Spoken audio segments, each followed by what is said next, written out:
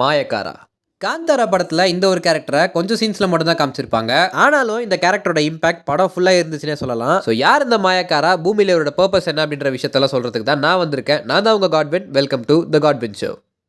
மாயக்காரா அப்படின்ற பேர் வந்து ஒரு தனிப்பட்ட மனுஷனுக்கோ இல்ல தனிப்பட்ட கடவுளுக்கோ கொடுக்கப்பட்ட பேர் கிடையாது. துலு ஃபோக்லோர்ல மாயக்காரா அப்படின்ற பேரை ஒரு பதவியா தான் சொல்லியிருக்காங்க. சோ மாயக்காராங்கிறது ஒரு பதவி பேர் தான். அப்படி இந்த மாயக்காராங்கிற பதவியை யாருக்கெல்லாம் கொடுப்பாங்க நீங்க கேட்டீங்கன்னா, கடவுள் ஒரு நபரை சூஸ் பண்ணி அவங்களுக்குன்னு ஒரு பர்பஸ் கொடுப்பாங்க. அந்த ஒருத்தர் பூமியில பிறந்ததுக்கு அப்புறம் தப்பு எங்க நடந்தாலும் தட்டி கேட்கிற ஒரு தைரியசாலியாகவும், கடவுளுக்கு பயந்து உண்மையா இருக்கிறவனாவும், கடவுள் கொடுத்த பர்பஸை ஃபாலோ பண்ணி அதை முடிக்கிறவனாவும் இருக்கணும். இந்த மாதிரி சில பேரை கடவுள் தான் சூஸ் பண்ணுவாரு. இவங்களுக்கு நேச்சுரல் டெத் எல்லாம் கிடையாதுங்க. கடவுள் கொடுக்கிற பர்பஸை இவங்க எப்ப முடிக்கிறாங்களோ அந்த நிமிஷமே இவங்க மறைஞ்சு போயிடுவாங்க. மறைஞ்சு போனதுக்கு அப்புறம் அவங்க ஒரு தெய்வமா மாறுவாங்க. இந்த மாதிரி கடவுள் கொடுத்த பர்பஸை முடிச்சு மறைஞ்சு போய் தெய்வமா மாறினவங்கள தான் மாயக்காரான்னு சொல்லுவாங்க. சோ மாயக்காராவா மாறினதுக்கு அப்புறம் யார் கண்ணுக்கும் தெரியாம அந்த இடத்துல இருந்து அந்த மக்களையோ இல்ல அந்த இடத்தையோ ப்ரொடெக்ட் பண்றதா இவங்களோட வேலை. நம்ம எல்லாருக்கும் தெரிஞ்ச மாதிரி மாயா அப்படின்ற பேருக்கு அர்த்தம் என்னன்னு பாத்தீங்கன்னா இல்யூஷன் அர்த்தம். துலு ஃபோக்லோர் பேஸ் பண்ணி பாத்தீங்கன்னா மாயா அப்படின்றதுக்கு மறைஞ்சு போறதுன்னு அர்த்தம். மறைஞ்சு போனதுக்கு அப்புறம் இவங்க பர்பஸ் என்னன்னு பாத்தீங்கன்னா, இவங்களுக்கு அடுத்து அந்த இடத்துல கடவுள் கொடுத்த பர்பஸோட பிறக்கறாங்கல்ல, அவங்கள சின்ன வயசுல இருந்தே கடவுள் அவங்களுக்கு கொடுத்த பர்பஸை எப்படி முடிக்கணும்ன்ற விஷயத்தை சொல்லி கொஞ்சம் கொஞ்சமா அவங்க கூடவே இருந்து அவங்களை கைட் பண்ணிட்டே வர்றது தான் இந்த மாயக்காராவோட வேலை. அவங்களுக்கு ஏதாச்சும் ஆபத்து வந்தா அந்த ஆபத்துல இருந்து அவங்களை காப்பாத்துறதுமே இந்த மாயக்காராவோட வேலை தான். இப்போ நம்ம காந்தாரா படத்துக்கு வருவோம். காந்தாரா படத்தோட பிகினிங்ல பாத்தீங்கன்னா மாயக்காராவை கதம்பா டைனஸ்டியை சேர்ந்த ஒரு ஃபிஷர்மேன் மாதிரி காமிச்சிருப்பாங்க.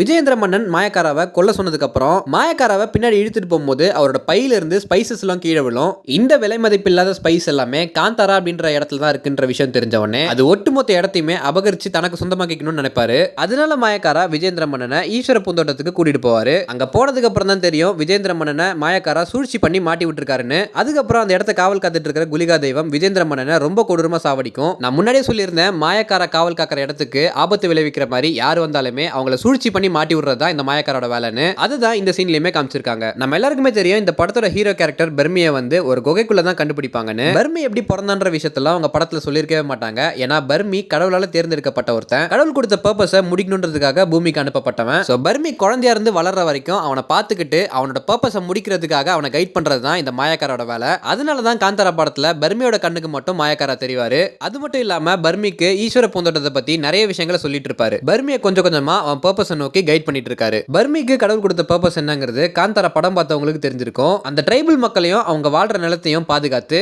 பஞ்சுரிலியன் குலிகா போன்ற காவல் தெய்வங்களுக்கு பர்மியோட உடம்பையும் மைண்டையும் ஒரு மீடியம் மாதிரி யூஸ் பண்ணிக்கிறதுக்காகவும் படத்துல காமிச்ச மாதிரி அதிக வரி வசூலிச்சு பிளாக் மேஜிக்ஸ் மாதிரியான அதர்மமான விஷயங்களை பண்ணிட்டு இருக்கிற அந்த பாங்கர அரசு குடும்பத்தை அடிக்கிறதும் தான் இந்த பர்மியோட பர்பஸ். இந்த பர்பஸை நோக்கி தான் கொஞ்சம் கொஞ்சமா பர்மியை மாயக்காரா கைட் பண்ணிட்டு இருப்பாரு. படத்தோட கிளைமாக்ஸ்ல கூட நீங்க பாத்தீங்கன்னா கனகாவதி பிளாக் மேஜிக்ஸ் யூஸ் பண்ணி ராஜசேகர மன்னனோட உடம்புக்குள்ள விஜயேந்திர மன்னனை வர வச்சிருப்பா. அந்த பிளாக் மேஜிக்ஸோட மேக்ஸிமம் பவர் யூஸ் பண்ணதுனால கனகாவதியும் விஜயேந்திர மன்னனும் ரொம்ப பவர்ஃபுல்லா இருப்பாங்க. அந்த வார் சீக்வன்ஸ்ல கூட பர்மி விஜயேந்திர மன்னனை அடிக்கிறதுக்கு எவ்வளவு முயற்சி பண்ணிருப்பான். ஆனா விஜயேந்திர மன்னன் ரொம்ப பவர்ஃபுல்லா இருந்திருப்பாரு. பர்மியோட ஊர்க்காரங்களுமே பர்மிக்கு சப்போர்ட்டா அந்த போர்ல சண்டை போட்டுட்டு இருப்பாங்க. அப்போ விஜயேந்திர மன்னன் பர்மியோட ஊர்க்காரங்க எல்லாரும் கூடயுமே சண்டை போட்டு அவங்க எல்லாருமே ஒருத்தர் ஒருத்தரா சாவடிச்சிட்டு இருப்பாரு. இப்போ என்ன செய்யறதுன்னே புரியாம பர்மி இருக்கிற சிச்சுவேஷன்ல தான் மாயக்காரா அந்த இடத்துக்கு வந்திருப்பாரு. வந்தது மட்டும் இல்லாம நீ யாரு, உன்னோட பர்பஸ் என்ன நீ தெரிஞ்சுக்கணும்னா நீ எந்த இடத்துல இருந்து வந்தியோ அங்கேயே திரும்பி போய் பாரு, உனக்கு தெரியும் அப்படின்ற விஷயத்தையும் பர்மி கிட்ட சொல்லியிருப்பாரு. அப்பதான் பர்மி அந்த குகை இருக்கிற இடத்துக்கு போவான். பர்மி அந்த இடத்துக்கு போய் அவனோட முழுமையான பர்பஸ் என்னன்றது தெரிஞ்சுக்கிறதுக்காக தான் பர்மி அந்த இடத்துக்கு போக சொல்லியிருப்பாரு. அண்ட் பர்மி அந்த இடத்துக்கு போற வரைக்கும் மாயக்காரா தான் விஜயேந்திர மன்னன் கூட சண்டை போட்டுட்டு இருப்பாரு. மாயக்காரா ஒரு டிவைன் பீயிங், அவருக்கு சாவே கிடையாது. அப்படி இருந்துமே கனகாவதி தன்னோட பிளாக் மேஜிக்ஸை யூஸ் பண்ணி மாயக்காராவை அந்த இடத்துலயே அழிச்சிருப்பா. மாயக்காராக்கு மறைஞ்சு போற எபிலிட்டி இருக்குதான். ஆனா அந்த சீன்ல நீங்க நல்லா நோட் பண்ணீங்கன்னா அவர் மறைஞ்சு போயிருக்க மாட்டாரு. பிளாக் மேஜிக்ஸோட பவரால அவர் பஸ்பமாயிருப்பாரு. அதுக்கப்புறம் என்ன ஆகும்னு நம்ம எல்லாருக்குமே தெரியும். பர்மி அந்த இடத்துக்கு போய் அவனோட பர்பஸை கண்டுபிடிச்சு கனகாவதி அண்ட் விஜயேந்திர மன்னன் இவங்க ரெண்டு பேருமே அழிச்சிருப்பான். துலு ஃபோக்லோர் கதைகள்ல சொன்ன மாதிரி ஒருத்தரோட பர்பஸை முடிச்சிட்டாங்கன்னா அவங்க அந்த இடத்துல மறைஞ்சு போயிருவாங்க நான் சொல்லியிருந்தேன். ஆனா படத்தோட போஸ்ட் கிளைமாக்ஸ்ல வர அந்த பூதகொலை சீன்ல பாத்தீங்கன்னா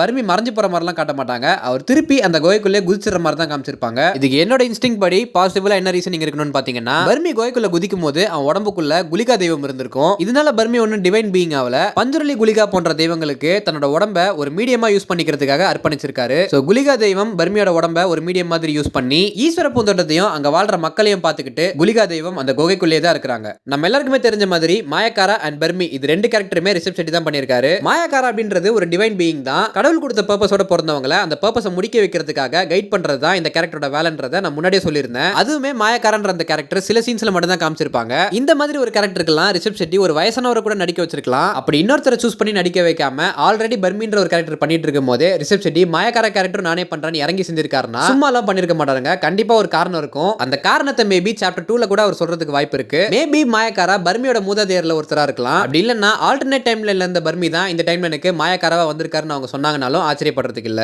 யாருக்கு தெரியும், ஆல்டர்னேட் டைம்லைன்ல கடவுள் கொடுத்த பர்பஸை முடிக்க முடியாத பர்மி விஜேந்திர மன்னன் கனகாவதியால சாவடிக்கப்பட்டு தோத்து கூட போயிருக்கலாம். பர்பஸை முடிக்க முடியாம தோத்து போன பர்மிக்கு கடவுள் செகண்ட் சான்ஸ் கொடுத்து அவனை மாயக்காரவா மாத்தி இன்னொரு டைம்லைனுக்கு அனுப்பி அங்க இருக்கிற பர்மியை கரெக்டான பாத்துல கைட் பண்ணி கனகாவதியான் விஜேந்திர மன்னனை அழிக்க வச்சிருக்கலாம். இந்த மாதிரி ஸ்டோரியை போர்ட்ரே பண்ணி ஆல்டர்னேட் டைம்லைன் சேர்ந்த பர்மி தான் இந்த மாயக்காரன்னு சொல்றதுக்கு சுத்தமா வாய்ப்பு கிடையாது. ஒரு ஃபன்னுக்காக நான் சொன்ன தியரி தான் அது. சோ இந்த மாதிரி விஷயத்தெல்லாம் சாப்டர் 2ல ரிஷப் ஷெட்டி தான் கிளியர் பண்ணணும். சோ என்னால முடிஞ்ச வரை மாயக்காரா யாருன்றதை கிளியரா எக்ஸ்பிளைன் பண்ணிட்டேன்னு நினைக்கிறேன். இந்த வீடியோ பிடிச்சிருந்தா லைக் பண்ணுங்க. இந்த மாதிரி நிறைய வீடியோஸ் பார்க்கணும்னா நம்ம சேனலை மறக்காம சப்ஸ்கிரைப் பண்ணிக்கோங்க. தேங்க்யூ.